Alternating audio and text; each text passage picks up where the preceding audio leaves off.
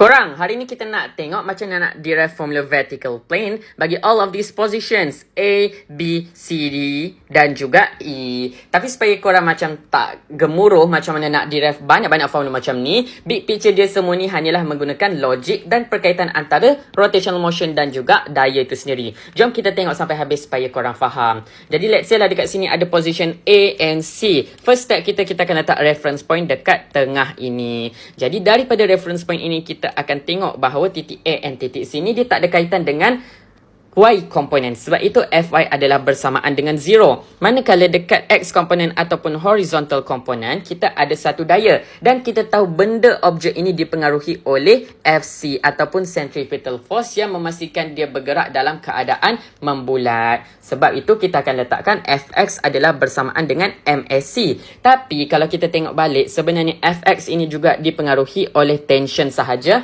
Kita tak ada daya luar yang mempengaruhi pergerakan dalam horizontal component. Sebab itu kita samakan centripetal force adalah bersamaan dengan tension. That's why korang boleh express T ni juga sebagai mv²/r dan sama dengan mr omega square. Mana-mana pun betul.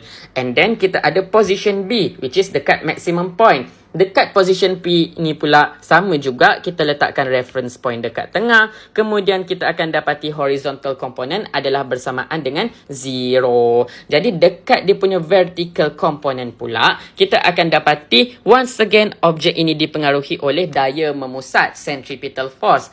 And untuk dayanya juga dia dipengaruhi oleh tension dan juga weight bagi objek tersebut. Sebab itu kita akan letakkan Fy adalah bersamaan dengan centripetal force dan centripetal force itu sendiri adalah bersamaan dengan tension ditambahkan dengan mg. Jadi susun-susun balik, korang akan dapat T is equal to MSc minus mg.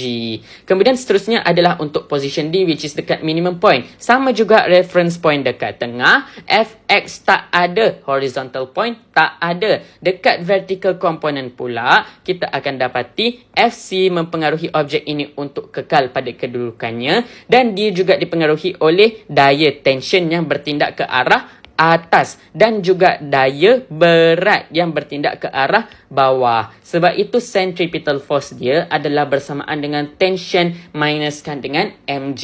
Jadi kalau kita susun balik, kita akan dapati T is equal to MSc plus mg. And last kali, korang akan dapati position E which is at any angle. Kita akan buat benda yang sama. Dekat sini kita ada reference point. Jadi, kalau korang tengok, kita ada objek ini dipengaruhi oleh Fc juga yang bertindak memusat. Tapi dekat sini ada tension dan juga dipengaruhi oleh mg.